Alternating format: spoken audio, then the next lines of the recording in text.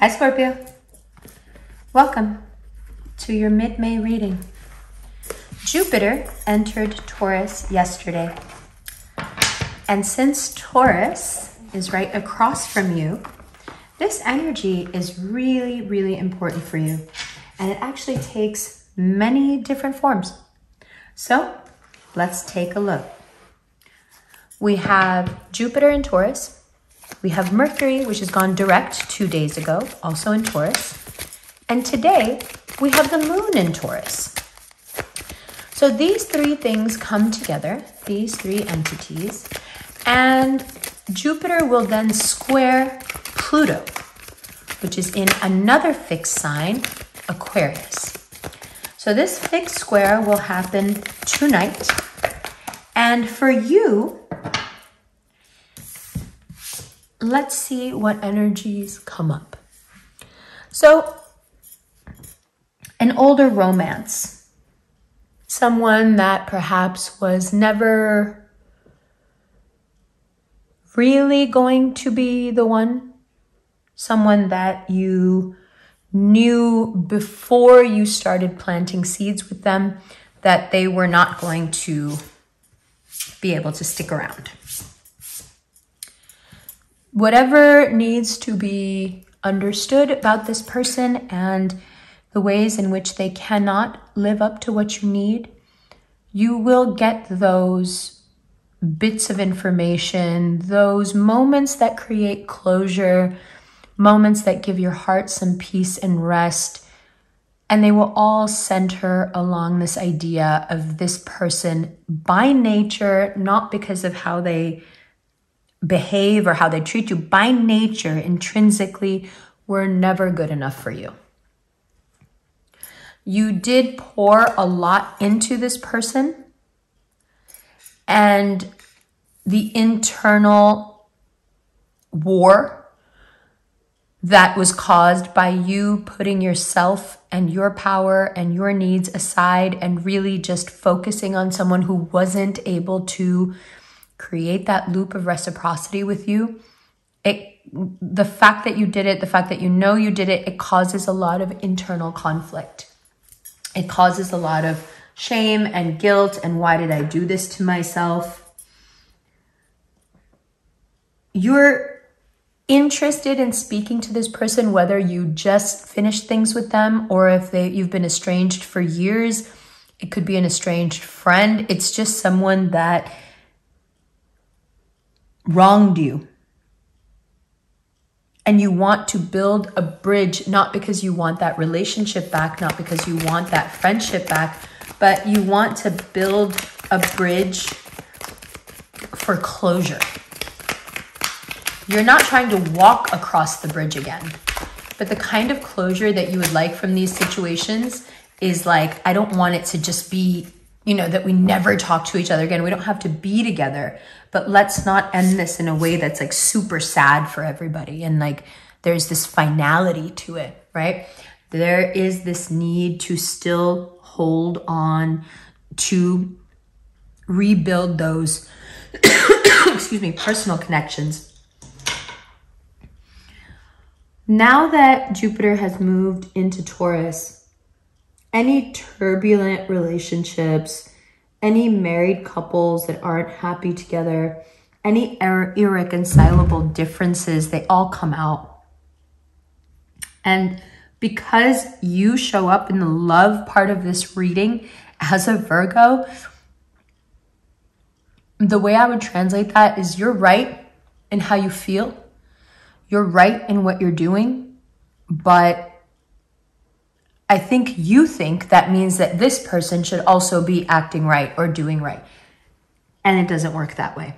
And sometimes you can stick around for a lot longer than you should, even if it's just in your heart, because you're waiting for that reciprocity that you're not going to get. So that insensitivity, that emotional insensitivity, that exists within Scorpios. You have a lot of it. But right now, the most important thing you can do for yourself is realign yourself. Is after you get to the point of accepting that things aren't the way they should be, they're not going the way they should be, then you can start to believe in winning. You can realign yourself to a much more pure energy, a much less stressed out energy, a much less chasing energy, right? This person doesn't need anyone. This person doesn't need anyone. And you talking and doing, it's going to open you up to actually having, conversations or feelings, emotions about things that right now you perhaps pretend like you don't, but it's all going to crack and come out. And it started yesterday, this whole shift of energy, it started yesterday, but it lasts for quite some time now because it teaches you things that you never forget. You get a lot of clarification about money. You get a lot of nods and hints and, subtle little messages here and there about, how do I put this? When you want to realign, you first have to suss out the corruption within yourself. You have to suss out why things aren't going the way you want them to, what has thrown you off. And once you're able to identify the thought, the mood, whatever, the instant that pissed you off, whatever it was, whenever you're able to identify it, you can take that corruption, right, out of yourself. But the other way to realign yourself, to get this clarification that you're looking for, is to be as humble as possible in the face of all this attention.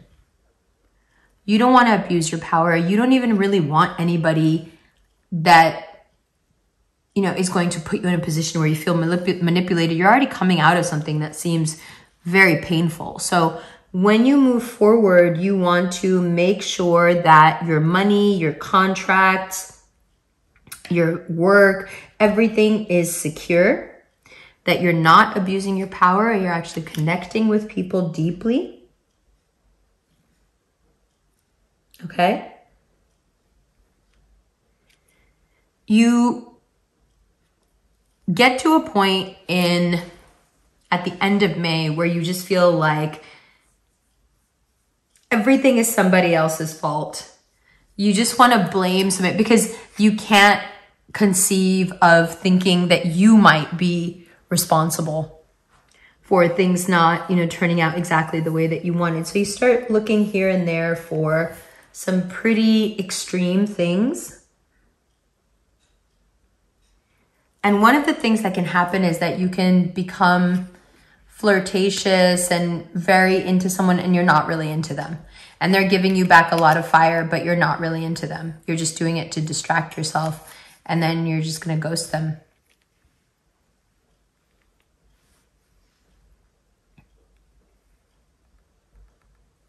If you don't have some driving force in your life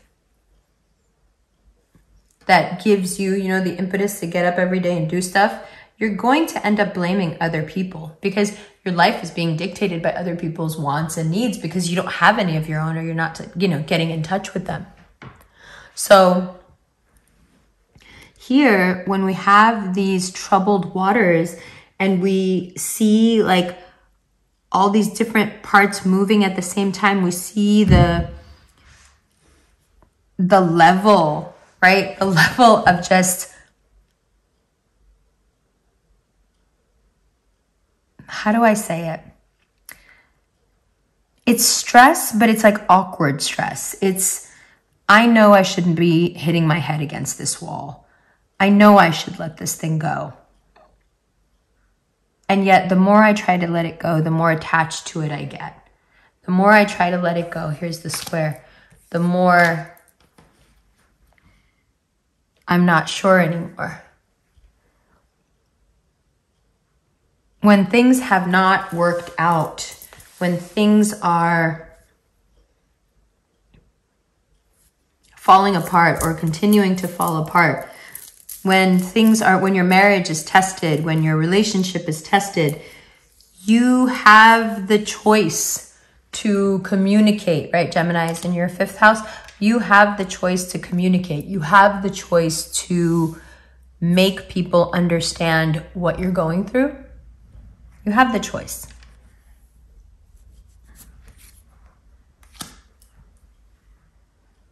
But will that choice be enough?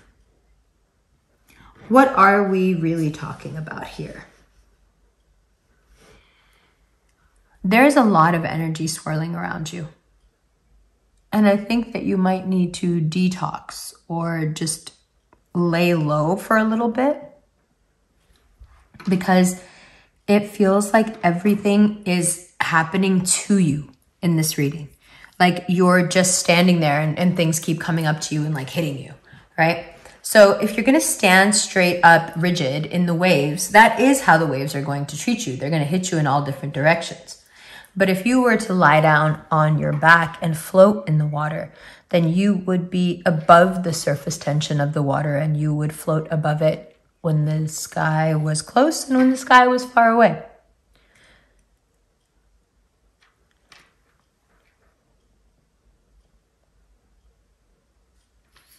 It's time to modernize and clarify and be cognizant of the work you're doing, the ways that you can get hurt and bamboozled, the ways that you can hurt yourself, right? One of the worst things that you can do for yourself right now is to employ an enormous amount of power and just kind of throw it out there like bravado, like I'm going to do this, I'm going to keep doing it.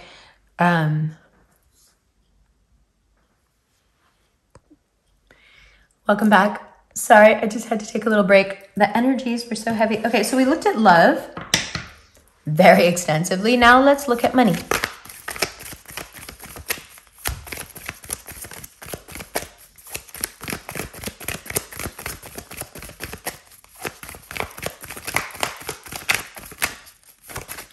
So when it comes to finances,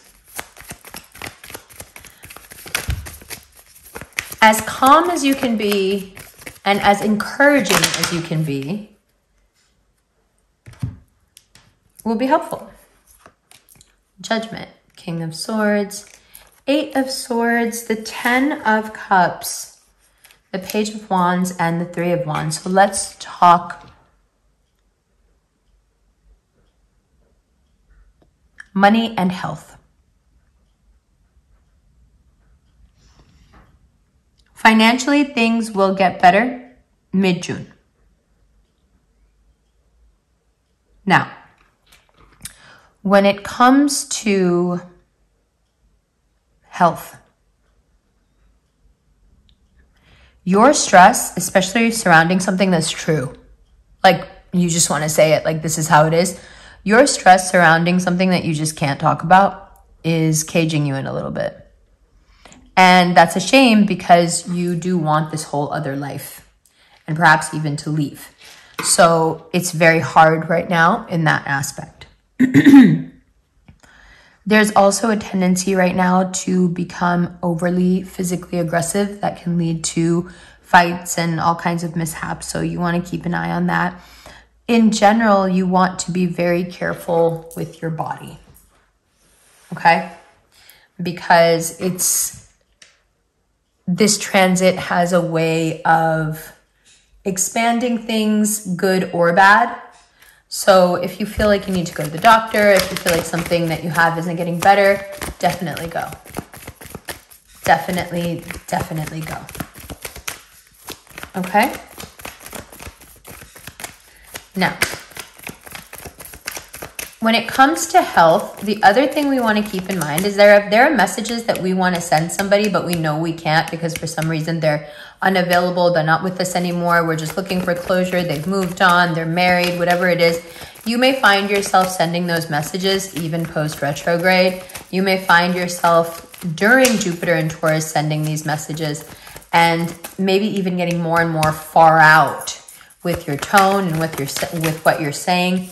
I would suggest you not do any of that. I would suggest that you trust yourself and trust the universe and go merrily along your way and let things bump into you and catch you instead of you always having to chase things and catch them. Okay. And then here you can see how even somebody else's happiness can throw us into a weird place because our own lives are so confusing right now that to see someone boldly just be like, yeah, this is what I'm doing, and this time it's rare. It's very rare. So,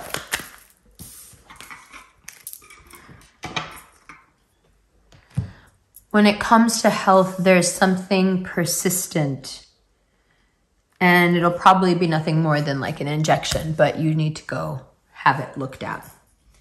Okay? Now, let's do some general outcome.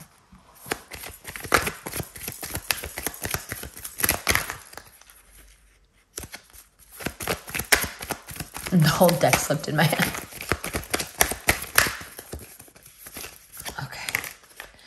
So we have the Page of Swords and the Four of Swords in reverse, and then we have the 7 and the 8. The 7 of Swords and the 8 of Pentacles. To me, this is very clear. If you pretend to do the work, if you pretend to take the time, if you pretend to be patient, this will backfire on you.